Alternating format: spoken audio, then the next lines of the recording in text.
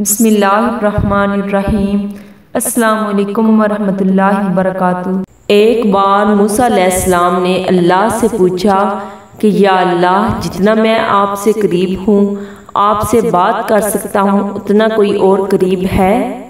अल्लाह ताला ने फरमाया कि ए मूसा, आखिरी वक्त में एक उम्मत आएगी, वो उम्मत मोहम्मद सल्लल्लाहु अलैहि वसल्लम की होगी, और इस उम्मत को एक महीना ऐसा मिलेगा जिसमें वो सूखे होंठों, प्यासी जुबान, सूखी हुई आंखें, भूखे पेट जब अफ्तार करने बैठेगी, तब मैं उनके बहुत करीब रहूँगा।